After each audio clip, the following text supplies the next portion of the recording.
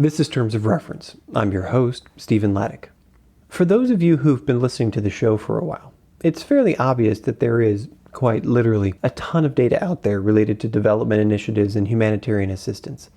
If you had the time, money, and desire, you could find data about almost any aspect of assistance. Things like baseline data about a population, or damage assessments, or geospatial data, or demographics of the people affected by a crisis, or even things like which organizations or governments and companies are on the ground helping. The problem is, in the humanitarian sector, organizations don't have the time, money, and people power to hunt down this data.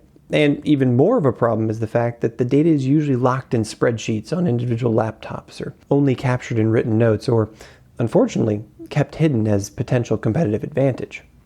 Sarah Telford, my guest for the 129th episode of the Terms of Reference podcast, is on a mission to change all of this. She is the Chief of Data Services at the United Nations Office for the Coordination of Humanitarian Affairs, or we lovingly call them OCHA, and oversees the continuing development of a global open data platform called the Humanitarian Data Exchange.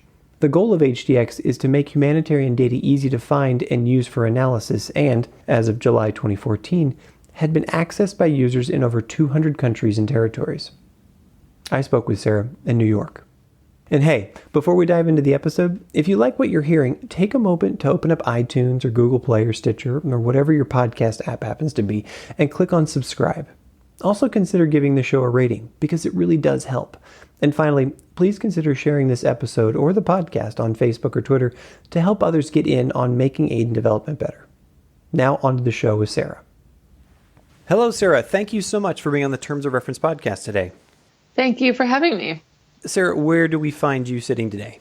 I'm in New York. I'm based in New York, and I'm working from home this morning. I'm up in Westchester. As it should be. You know, we should all work from home every now and then, I think. You work for OCHA, which, you know, if nobody knows what that is, it's the United Nations Office for the Coordination of Humanitarian Affairs, but most of our audience will know what that is.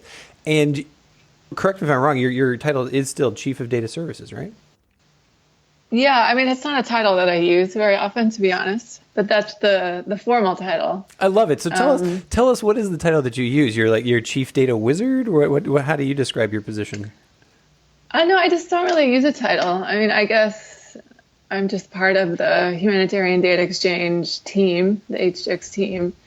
So, you know, I'm sort of the manager and I lead the team, but I don't know, the UN there's a lot of hierarchy with chiefs and directors, but I feel like we're trying to run HDX with a slightly different model. This is flatter structure. And so, yeah, I feel like the title doesn't quite work in what we're trying to do. But occasionally I have to use it. I was going to say, sometimes I think that's part of the UN thing as well. Sometimes you got to put your card on the table and say, you know what, I'm the chief. Here's the deal. Yeah. So I love, so now you've mentioned it a couple of times. What we're really going to talk about today, one of the pieces is the Humanitarian Data Exchange. And I'd like to explore that with you. Why don't we start off with you giving us the 10,000 foot view of what it is, and then we can talk about its history and whatnot. Sure. So HDX is basically a place to share data about humanitarian crises from multiple organizations around the world. So we created it a couple of years ago. We launched it at the Open Knowledge Festival in Berlin in July of 2014. And, you know, I was just frustrated, really. I was working on reporting and information products and just couldn't find data. And when I did, it wasn't sourced, or I didn't, understand the methodology. And so it just came out of that. It was sort of, why don't we create a place where it's just easier to find data? And so the tagline was about data use, but also, making data available, but also that you could use it, because we didn't want to create a place where you just had a bunch of bad data. We wanted people to be able to find it and then use it. So that's how it started, just really simple frustration of not being able to find data, and then getting some early funding from DFID and Sweden and the Humanitarian Innovation Fund. We basically had about a year to get it up and running, and in that year, luckily we were able to get some traction, and since then it's grown even more. So yeah, it's been quite a journey, I would say, but but really a great community and a great challenge. And we're able to attract a lot of great people that want to work on something like this. Let's talk a little bit more about the problem you solved. I mean, because this is classic. I mean, you were an unwitting entrepreneur, right? You were frustrated by a problem, and that problem, frustrated you so much. You said, "I think that there's a solution here," and you have now created it. Why was data so difficult to obtain, or when you did obtain it, it wasn't what you needed, or it was difficult to manipulate and connect? Like, can you take us through that problem? Like, why does that happen in the humanitarian sector? I think it's because it's a really distributed sector. So, I mean, OCHA, for instance, we're in 60 countries. WFP or UNICEF, they would be in 100, 150 locations. And so you're scattered all over the world. There's different languages, different cultures, different skill sets. There's no command and control, that you might get in a industry like if you're making cars or jet engines. GE would be able to say, this is how we want a certain thing, and it has to be this specification so that the whole thing can work. But in the humanitarian community, that doesn't exist. There's OCHA, and our job is to coordinate, but it isn't necessarily to direct. So I think that's the core of the problem, is that it's just a messy space, and we're also trying to always be quickly responding to the next crisis and the next thing. And so there isn't always time to put in processes and standards and get adoption. And so, when I started looking at the problem, you would find what I call data graveyards, these sort of one-off solutions that it would be created for a certain typhoon or earthquake. Can you give me a specific example? Like, if we looked at the most recent hurricane, I think it was Matthew, right, that just hit the United States. But if we go back, let's think about the earthquake in Nepal. Were there a bunch of data sets that came out of that, or was that already, you were already up and running and you were able to work with that as well? No, yeah. That was in 2010, the big earthquake that happened. Yeah. No, we started in 2014. So no, there were lessons learned that came out of that for sure, that pointed to the need for data aggregation and increased efficiency around standards.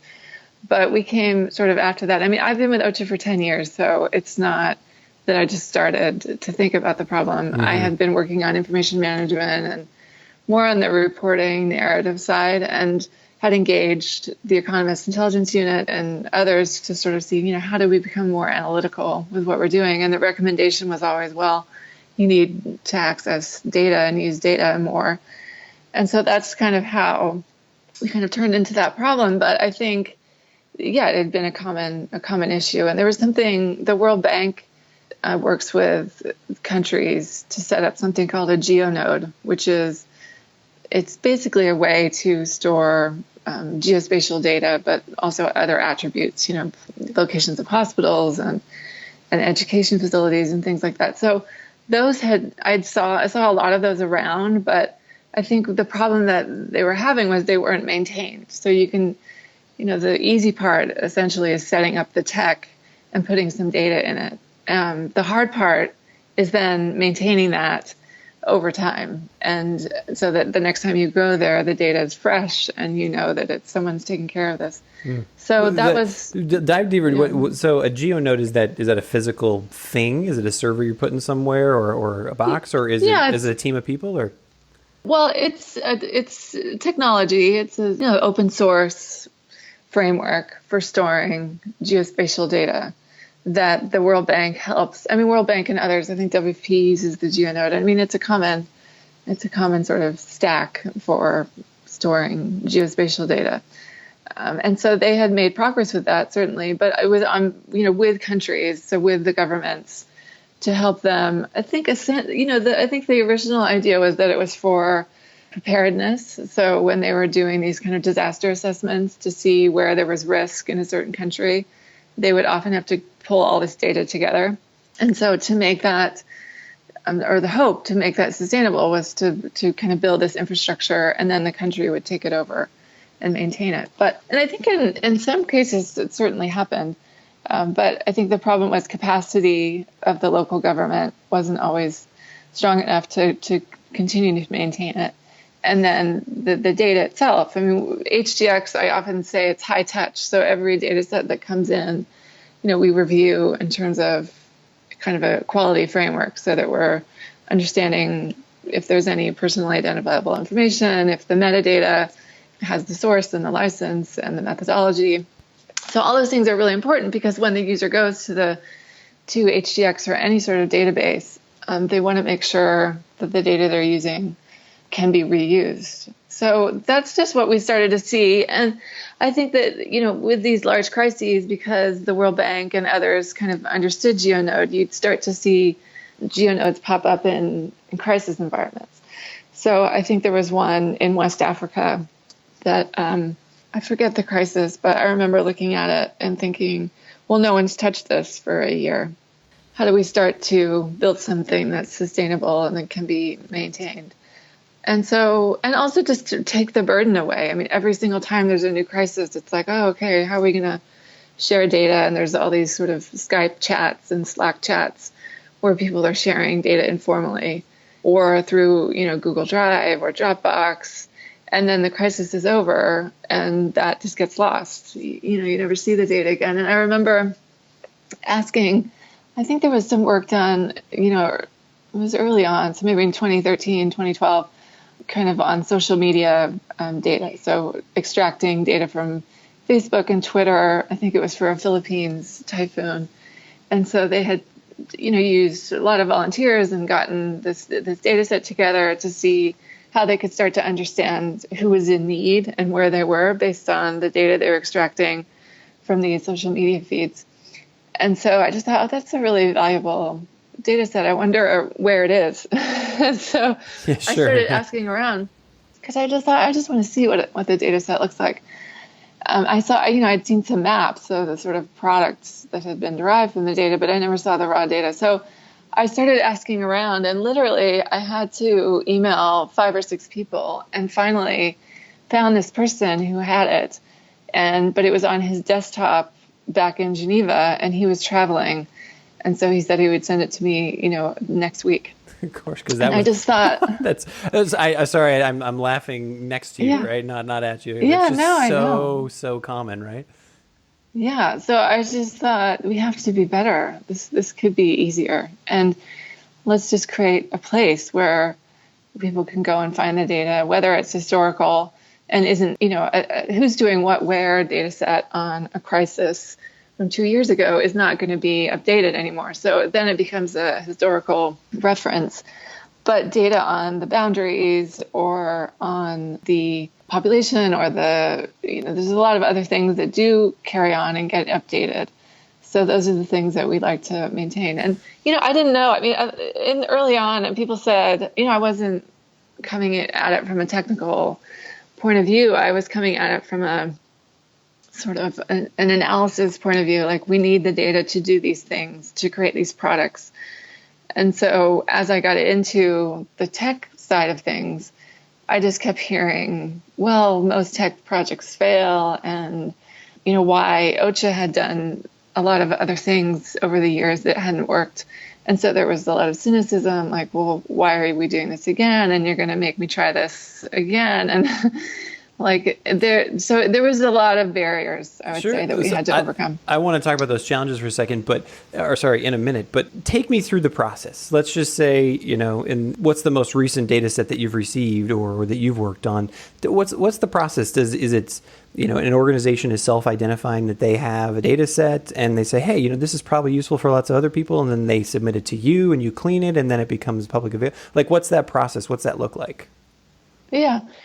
Well, so the process is you can go to HDX now, humdata.org, and you don't have to log in. You can just browse the data, download the data, and you're basically anonymous to us. If you want to share data, then there's a process that you have to create a login, and then you have to request to create an organization. So all data on HDX is shared through organizations. So we get that request. So today I got one. And the thought behind that is that it's just one step of legitimacy, basically, or? Well, yeah. as we did user research, we invested quite a bit in user research before, as we developed HGX, before it was even called HGX. And we heard a lot about trust, that we need to be able to trust the data. And so trust in our community, comes from organizations. And they're mainly the main actors, right? Individuals don't collect data for their own individual purposes. It's usually on behalf of an organization.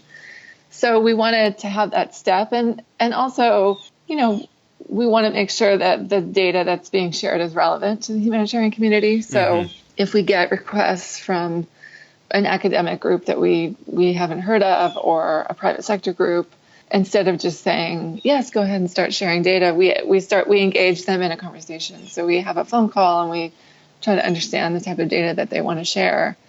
And then if that makes sense, of course, we approve them. So usually we do all that within a day. In a crisis, like just in Hurricane Matthew, we can accelerate that. So we had the Federation that was based in, I don't know if it was in Haiti or anyway, around there. They set up a new organization and we approved that within an hour, and they started sharing data right away. And that became a very popular data set. So we can expedite that, but generally it's good to just have that pause, do some research, make sure. Also, we do some validation. A lot of people apply through their Gmail accounts. So we ask them to just confirm that they have an organization account, and then we approve it. So then the data hopefully starts coming in. I think only about, we have 220 organizations or something sharing data on HGX, but only 70% of them are active. So we have this funny thing that happens where people create organizations and then they don't share data, which is typically always... that's interesting too, because you'd think that they would be producing data pretty regularly if they were sort of in the sector doing active work, right? Yeah, or I think what happens is you have a progressive person who's working on data in, Sudan or in some office.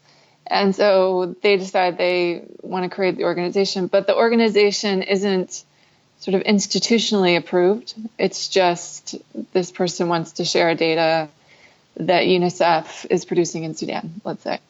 And so then there may be a problem once, the organization realizes that people want to share data. Then it's like, well, let's make sure the data is clean and there's certain quality control about it. And so that then there's an internal process that happens. And so that's often why these kind of organizations get stalled, I think, which is fine. I think it needs to be, it's better if it's an institutional level commitment to share data, because if it's at the individual level, that person leaves, there's, quite a bit of turnover in our community. They leave a certain duty station and then there's no one there to maintain the organization and the data sharing. So yeah, I think the shift over time that we'd like to see is that institutions and organizations are agreeing to share data, and that also, we do that in a way that's kind of a trust framework. So we also have issues with data policy. There isn't, really strong data policy environment in the humanitarian community, and the tech is ahead of policy. So we also need to kind of come up with frameworks for how we understand trust and what we'll do with data when we get it. HGX doesn't allow personally identifiable information. So anything that identifies an individual with a place, we wouldn't allow that. So we do some tests when the data is added. And if we see individual names or, email addresses, then we make the data set private and we let the organization know. And then they'll fix that, and so that we can make it public again. But all those types of things, are part of the process that slow down data. So over time, or data sharing, over time, if we can have these frameworks in place and we can have institutional data sharing agreements, then we think that data will move more quickly across the network. Can you give me an example of how HDX has contributed in either a crisis event, or, is there a story that you've heard or you've pulled out where it's like, oh yeah, we went to HDX, we pulled the data set, and wow, we were able to create a different intervention, or we put together our program in a different way, or we changed course. or it made a difference in some way. Are you able to see down to that level? Yeah, I think it's hard once the data leaves. We track downloads, and once the data leaves, it's hard to know what people are doing with it.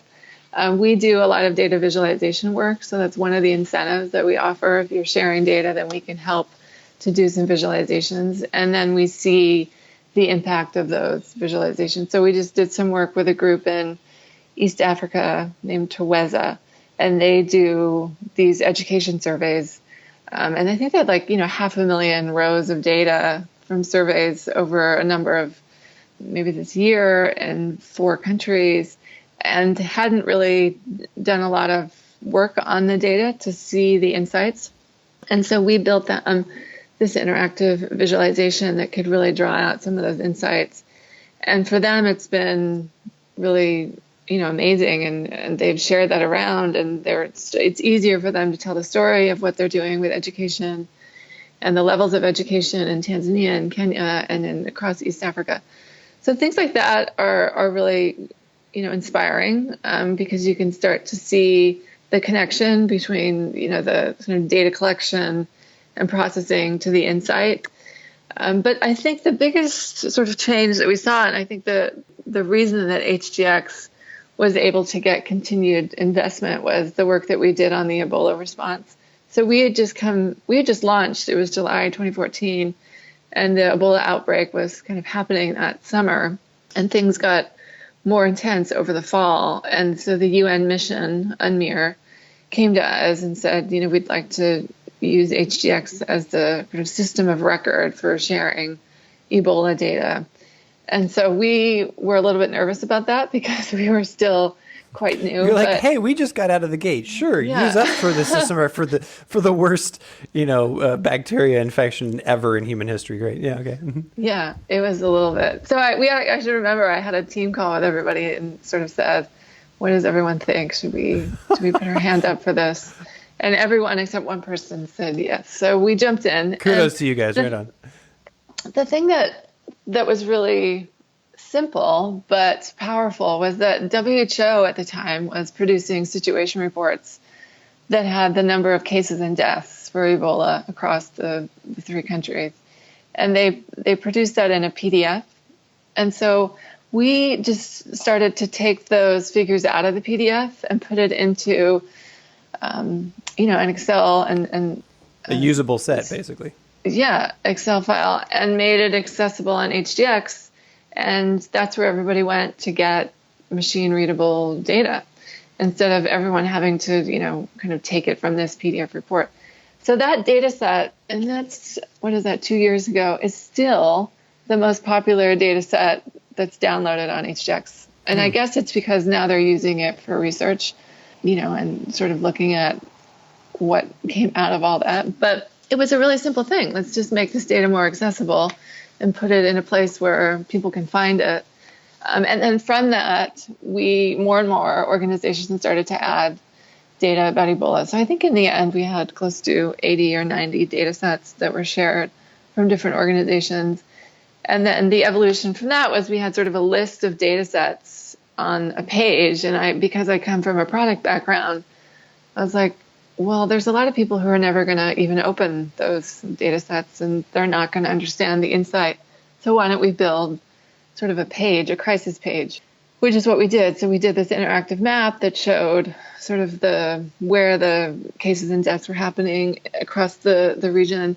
Then we had a graph. We had some top line figures, and then we had the data set list. And that became, the first crisis page that we ever built. And we've done a few more since then. But that's, I think, really what kind of put us on the map. That's a super huge value add that, just because you're facilitating the exchange itself, I mean, pun intended, you then are the ones who have instant access to be able to create these visualizations, etc. The thing that was blowing my mind when we've had this other guests on the show talk about this, but it's the simple fact that WHO was publishing on a PDF format. And you said, hey, let's put it in a machine readable format, right? And how much data you talked about, hey, look, some people create data sets, some people create spreadsheets or go out and do a survey, and then it sits on their computer, the project's over, and it gets lost. But then that's just one rabbit hole. The other rabbit hole is how much data is sitting in pieces of paper on people's desks or in archives or whatever that hasn't ever been extracted in that way. That kind of blows my mind. Do you have a emphasis on that of trying to extract that kind of data, or is that just sort of, hey, that's still happening, and we hope that machine readable thought processes will prevail at the end of the day? No, that's very common practice. So we have a data lab in Nairobi. So a team there that works with organizations across East Africa. And one of the first projects they worked on was a secondary data collection for a risk model that the OCHA office was kind of leading with other organizations there. And so they had 40, I think it was about 40 indicators across 10 countries in East Africa that they wanted to get at a subnational level. And so they asked our team to help with data collection. And yeah, most of it was in PDFs. And so you had to sort of take it out of the PDF and put it into an Excel file. But a lot of it just doesn't exist. So in the end, we did a study, a data deficit map, that showed out of those 40 indicators how many were national and how many were subnational. And I think it was about 30% that were subnational in the end, and not consistent across countries. So you might have one indicator that's subnational in Ethiopia, but not in Kenya. So then you can't do any comparison. So yeah, I think those are the types of things that people need to understand when they're doing the analysis, and also the managers that are consuming the analysis, that they have to understand the caveats related to the data. So that there's a certain risk in this country, but it's based on really patchy data. So take it for what it is. On the other side of that coin, we've also talked a lot on this show about ICT4D technologies, mobile data, mobile phones, collecting data, big data. On the other side of that coin, is there any sense that you could be overwhelmed with people coming either with giant data sets or just volumes and volumes of data at the end of the day from these either large scale or voluminous data collection processes that would either overwhelm you, or is that something you're like, yes, let's get that going? Well, I often say that we deal with the small, messy data. So we're not really dealing with these large data sets. It's kind of someone else's problem or challenge. And so, yeah, our job is really this kind of single spreadsheet data that's collected through a survey, or the response and what's being distributed, or now cash and what's being given. So those are, and it's usually by organization or by sector or cluster. And so the challenge becomes, one is just surfacing that data and getting it to a place where other people can find it. But then the real challenge is then combining multiple data sets, small data sets, into something that can build this common operational picture or an understanding of a crisis. So that's how we started to develop something called a map explorer. So we did one, it's just a prototype right now, but we did one for the Lake Chad Basin, and then more recently for South Sudan. And that's taking maybe 8 to 10 data sets from different sources and making one visual that can then align it around geography and around time, so that people can start to understand the relationship. So let's say ACLED has a data set on conflict events, and then UNHCR has a data set on refugee camps, and IOM on displacement. And so putting all that together along with something from WFP on food market prices, and you start to see, well, so there's a conflict event here, and this is where there was displacement, and now the markets have gone up, and you can start to understand these things a lot easier. But that work to get all of those data sets aligned can take, 1 day per data set of cleaning, not to mention, the tech behind it. So it's like a 2 or 3 week process. So that's where the challenge is now. How do we speed that up? I call it the speed to insight. How do we take data from collection to use and make that much quicker? And all of that needs standards and, aligning geometries And this is a big kind of data cleaning validation problem that is kind of on our radar now to try and solve. Well, you've kind of walked me perfectly to our next question. Is what do the next 5 years look like for you on the exchange? You've just described one process that you want to improve and want to move on, which is data cleaning. And I was just thinking when you were giving that example, even if you just have those 6 organizations feeding data in about one area, it's the problem that you said at the very beginning. Let's just say they show up every month or even every quarter with new data, right? Somebody then has to clean it again and make sure that it's historically relevant and that the historical data then matches the data that you're working on right now. So that cleaning process has got to be super intense. What other things are you looking at in the next 5 years? I know when we talked before that we started recording the show, you had said that you're going to be setting up a new data center. Well, a data center not as a server farm, but a center for like an actual data. Working on data kind of thing. Yeah, a place, this kind of open space to work on data. So that's on the radar for sure. We're going to be opening up the space in The Hague in the Netherlands in early 2017. And so this was a commitment that came out of the World Humanitarian Summit that was held in May. And one of the core commitments around changing the way we work to end need. So I think, we don't have a lot of time, but the real issue, as we've seen HDX gain traction, is that, to really scale, that we need to reach new audiences.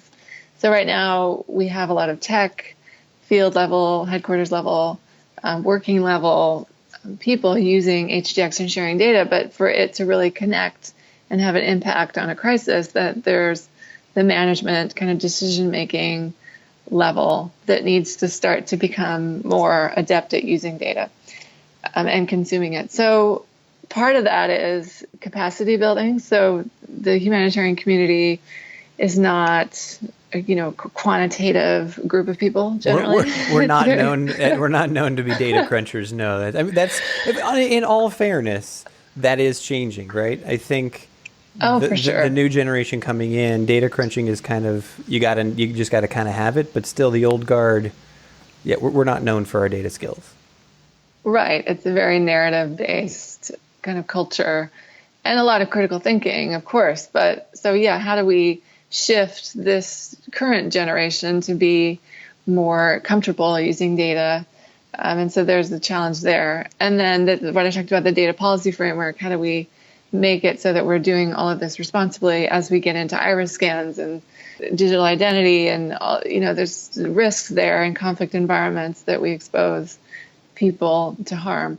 So data policy, data literacy, the data services of HDX, and we haven't talked about this data standard that we're working on, the humanitarian exchange language, but working on getting that adopted and into different systems, and then community building. So how do we engage this global community that's so distributed and diverse? How do we keep everyone kind of engaged in the story of data, and so that it's not about technology, but about people? So that's really the hope of the center, is that we can bring a new group together in a new place and kind of tackle some of these larger problems that we just haven't been able to take on within the confines of our separate buildings. I'm harking back to something you kind of said about 20 minutes ago in this interview, is that when you approached the problem, you were looking at it from a product perspective, essentially. In your previous life, you were working in the reports department but you were working on reporting, and you said, look, I need to be able to tell a story here. I need to be able to do that. And I'm unable to do that because of these other factors. And so where I'm going with this is it sounds to me like you came to the problem with a solution in mind, or at least being able to visualize where you wanted to get to, and you had to build the pieces in order to get there. Am I characterizing that correctly? Or do you think that sounds like a correct characterization of maybe why this was successful, rather than a bunch of tech guys or people getting together and saying, hey, let's build some data sets? Does that make sense? Yeah, no, we definitely didn't come at it from a technical perspective. But I think we understood the problem. We did a lot of research on understanding the problem. And I had a number of years in the sector, so I also wasn't new to the space, which I think was helpful. But also we invested in user research. So I think that's something that is happening more now. But when we worked with Frog, which is a design company. They're global, but we worked with their office in New York. When I went to my director and said, I think we need to invest in user research and have these teams, they went to Kenya and to Colombia, and they did some work in New York, obviously. It was kind of a crazy ask to say what you want to invest hundreds of thousands of dollars in sort of not even building the site. You're just trying to understand the problem and understand what users want. So that was a big hurdle. And once we got over that, I felt like on safer territory, because I thought no matter whatever comes out of this process, it's going to be user driven. Mm-hmm. And, in the end it was, and it was fun. Also, the creative process, lots of ups and downs, and you think, oh, this is never going to work. And then all of a sudden there's some breakthrough and you think, oh, this is going to be great. And then you go right back to the bottom the next day. Yeah. So lots of ups and downs, but I see that now with the new center that we want to create. We just did a design workshop in The Hague where we brought together about 40 people. And again, trying to figure out what's the collaboration model and what are the activities and how are we going to do this together? And, day one, I felt like this is never going to all come together. And then day two, you have these breakthroughs and you think this is going to be the best thing we've ever done in our lives. So it's sort of, that's the creative process. And I think that's what happens when you bring users into the experience early on, that you're going to get this kind of wide ranging, divergent kind of needs that then you need to kind of put together and say, all right, this is what the product will be or the service will be. So that was fun. And I mean, for HDX, I remember one of the exercises we did was to ask people, the kind of a card sorting. So if you thought of HDX, should it be open or serious or fun, or what are the things that you want to associate with this thing, so then it becomes something that you're feeling.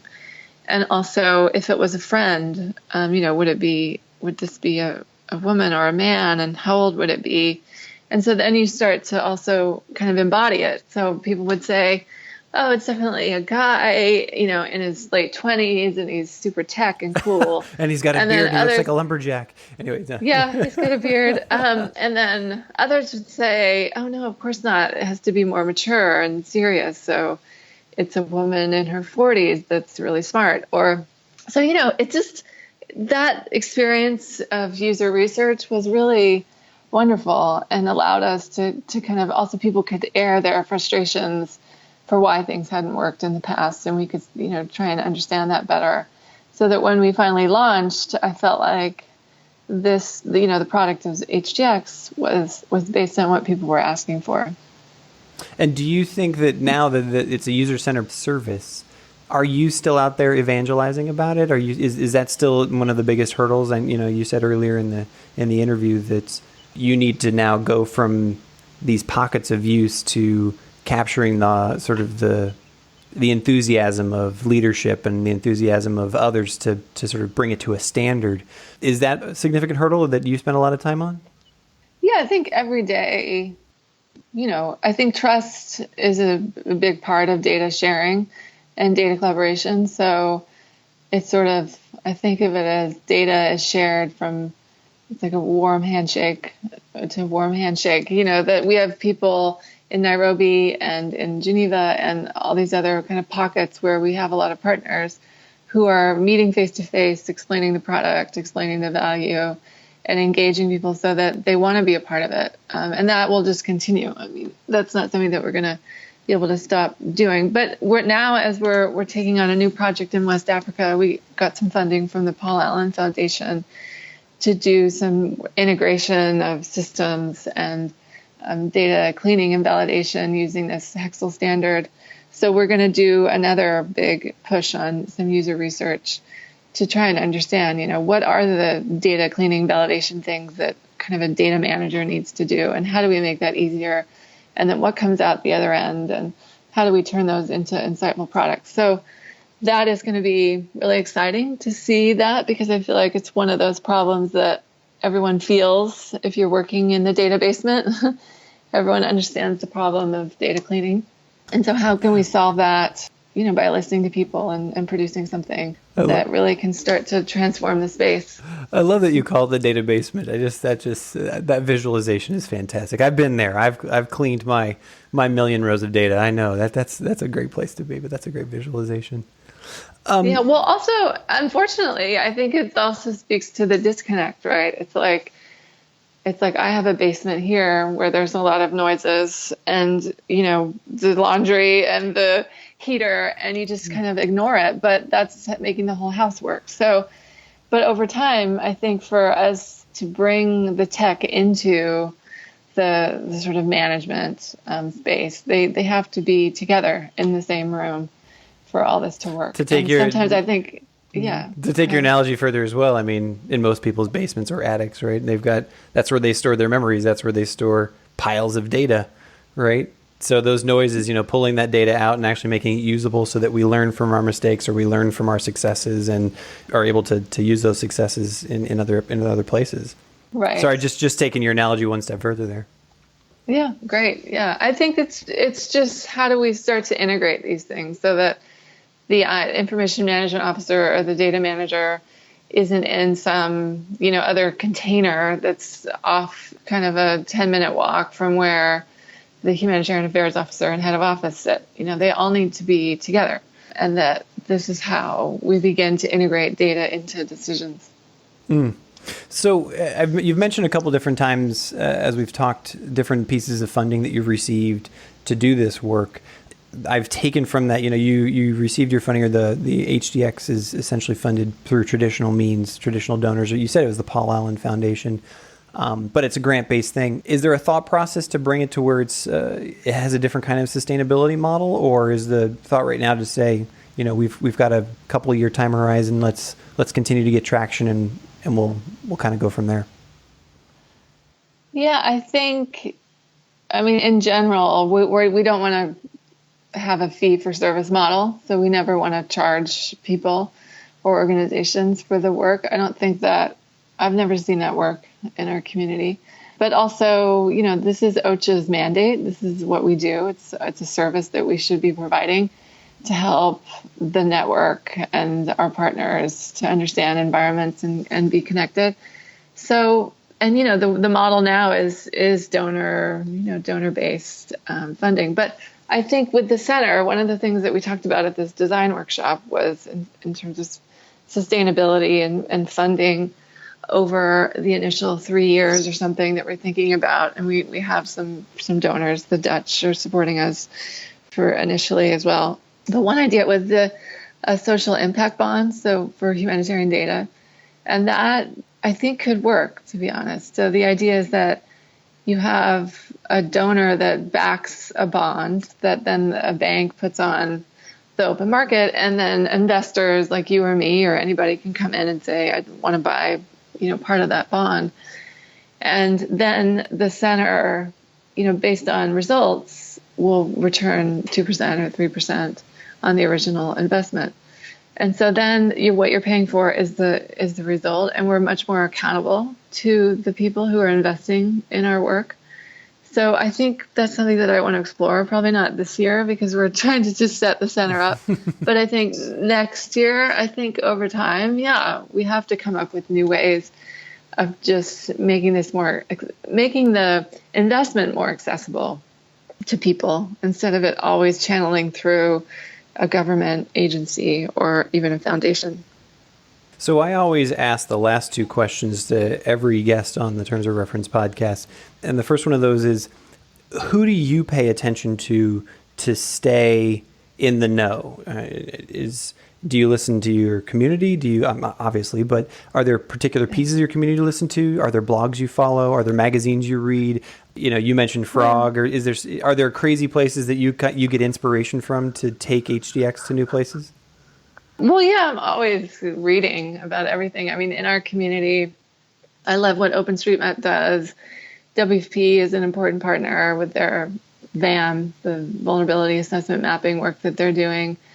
So yeah, I'd like to follow our community and seeing.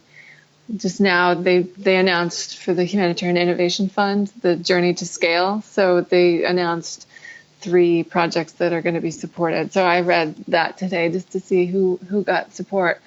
But I think, nowadays there's so much going on in the world. I mean, just last night I was watching Westworld. I don't know if you've seen that yet, but it's a new HBO series about artificial intelligence. And it's just fascinating to start to think out, what happens as we create computers that are smarter than us, and not so relevant necessarily HGX today, but I certainly think HGX at scale is based on an intelligent system. So there's less manual downloading and tagging, and that the system starts to get smart and can do that on our behalf. So I think artificial intelligence is something that I like to follow. I'm going to go to a conference out in Northern California next month called Techonomy, and they're focused on the Internet of Things. And so just trying to understand how big, GE and Intel and others, what they're doing in the space, I think is always inspiring. And because, I think the humanitarian sector is probably 10 or 20 years behind a lot of these leading. We hear that a lot on this show. Yeah, so you kind of see what they're doing and think, well, how is that going to start to trickle down into Chad or in Car or some remote village? How does that become real and relevant to people that we're trying to help? So the last question I have for you is, an opportunity just to give a shout out to an organization or an innovation that you're particularly fond of. You've already mentioned several of them, but is there something outside of HDX, something totally unrelated that, you just mentioned I think you said Westworld, but something you totally think is, wow, this is cool, this is happening right now in humanitarian aid, people should know about it, that you'd like to mention? Nothing comes to mind. I mean, I think the biggest disruption obviously will be cash and what that does to the sector. So instead of delivering food and hard supplies, you're giving people money and giving them a sense of agency over what they're doing with that and what they're buying. And so I think that's something to watch for sure.